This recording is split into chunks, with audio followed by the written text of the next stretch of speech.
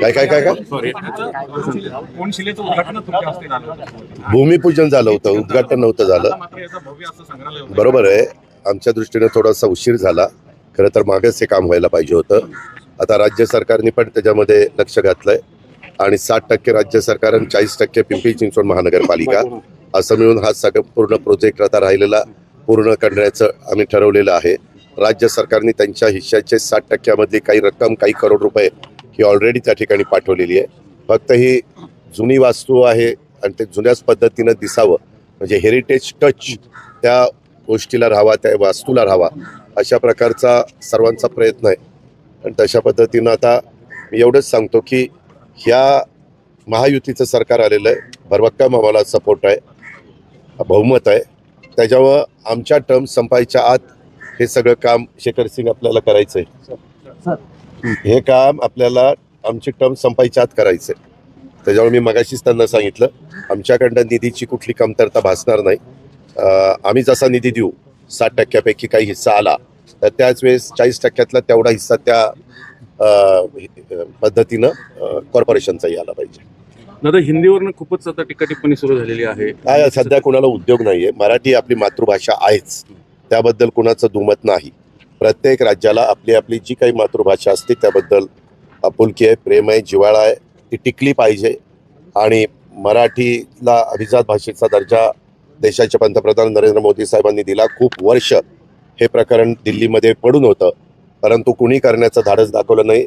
ते NDA सरकारने दाखवलं, मोदी साहेबांनी दाखवलं आणि त्याचे कार्यक्रम पण आम्ही त्या ठिकाणी घेतले. आता मराठी भाषा भवन, मरीन ड्राईव्हला अतिशय चांगल्या प्रकारची वास्तू आम्ही त्या ठिकाणी करण्याचं ठरवलेलं आहे. प्लॅन सगळा तयार झालेला आहे, निधीची कुठलीही कमतरता नाही. आणि हे करत असताना जसं जगात मॅक्झिमम भाषा चालते ती इंग्रजी चालते, त्याच्यामुळं तुमच्या आमच्या कुणाच्याही घरात नवीन पिढीला महाराष्ट्रात राहायचं असेल तर त्याला मराठी आलंच पाहिजे. त्याचबरोबर भारतामध्ये अनेक राज्यांच्या मध्ये हिंदी पण चालतं. काही जण म्हणतात ती राष्ट्रभाषा आहे, पण त्याच्यावर वाद आहे. मला त्या वादात शिरायचं नाही. हे बाकीच्यांना सध्या कुणाला उद्योग नाहीत ना, काम नाही ना, ते असले वाद काही ना काही घालतात आणि त्याच्यातच ते वेळ घालवतात. आणि इंग्रजी ही जगात बहुतेक देशामध्ये चालते, त्याच्यामुळं ती पण भाषा आली पाहिजे. अशा तिन्ही भाषेला महत्त्व आहे, पण शेवटी आपली स्वतःची मातृभाषा तिला नंबर 1चं स्थान आहे.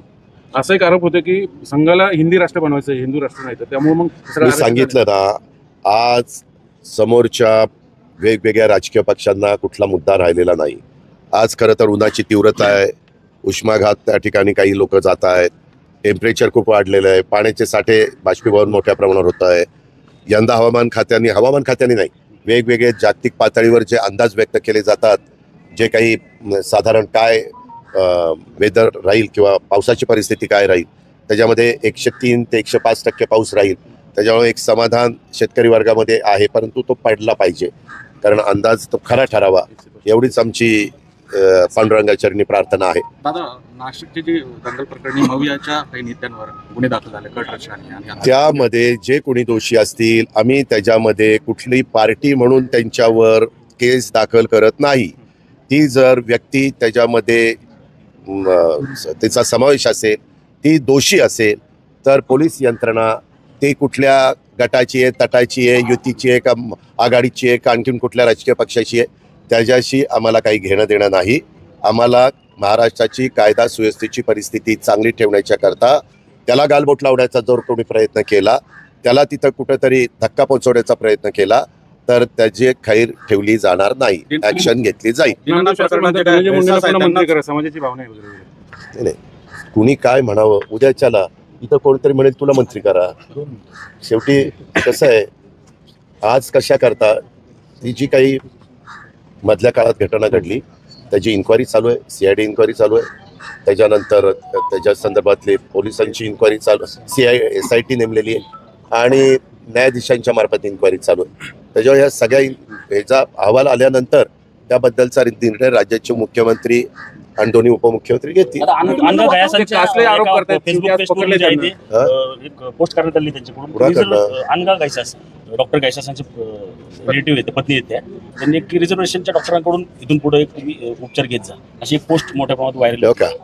मी तुम्हाला सुरुवातीलाच सांगितलं की एखाद्या व्यक्ती काही कारणाने जी पोस्ट द्यायला नको अशा प्रकारची पोस्ट देऊन समाजामध्ये काही वेगळ्या प्रकारची समरावस्था निर्माण करत असेल तर त्या गोष्टीला जास्त महत्त्व देण्याचं कारण नाही. कारण अलीकडच्या काळात सोशल मीडियाच्या मार्फत बऱ्याचदा तुमच्या फोन नंबर मला मिळाला तर माझ्या फोनवरून तुमच्या फोनवर पोस्ट त्या ठिकाणी आपण पोस्ट करू शकतो किंवा सोशल मीडियाला पाठवू शकतो. या गोष्टीला मी मगाशी सांगितलं आम्ही शिवशाहू फुले आंबेडकरांच्या विचारांनी पुढे चाललेलो आहे आणि जातीय सलोखा राहावा, सगळ्यांनी प्रेमाने राहावं.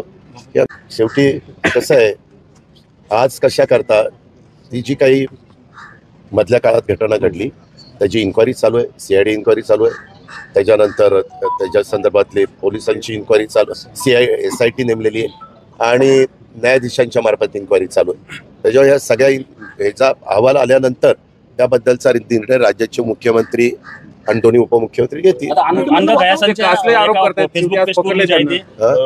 पोस्ट करण्यात आली त्यांच्याकडून डॉक्टर गैसासांचे रिलेटिव्ह आहेत, पत्नी आहेत, त्यांनी एक रिझर्वेशनच्या डॉक्टरांकडून इथून पुढे उपचार घेत जा अशी एक पोस्ट मोठ्या प्रमाणात व्हायरल. का मी तुम्हाला सुरुवातीलाच सांगितलं की एखाद्या व्यक्ती काही कारणाने जी पोस्ट द्यायला नको अशा प्रकारची पोस्ट देऊन समाजामध्ये काही वेगळ्या प्रकारची समरावस्था निर्माण करत असेल तर त्या गोष्टीला जास्त महत्त्व देण्याचं कारण नाही.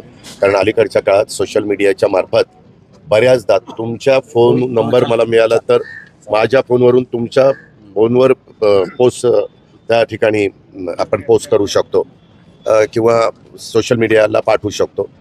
या गोष्टीला मी मगाशी सांगितलं आम्ही शिवशाहू फुले आंबेडकरांच्या विचारांनी पुढे चाललेलो आहे आणि जातीय सलोखा राहावा, सगळ्यांनी प्रेमाने राहावं ही आमची धारणा आहे. कुणी आरोप केल्यानंतर त्याच्या खोलामध्ये जाऊन त्याची चौकशी केली जाईल. उद्याच्याला निलंबित करणारे किंवा अशी जो व्यक्ती असतात त्यांच्या आरोपाला किती महत्त्व द्यायचं ह्याचाही कुठंतरी विचार जनतेने पण करावा, तुमच्यासारख्या मीडियाने पण करावा. नाही मला आता एक मिनिट, काल रात्री त्याच्याबद्दलची माहिती मला पोस्ट म्हणजे फोटो आलेले आहेत. मी त्याच्या संदर्भामध्ये SP आणि कलेक्टरला सूचना दिलेली आहेत.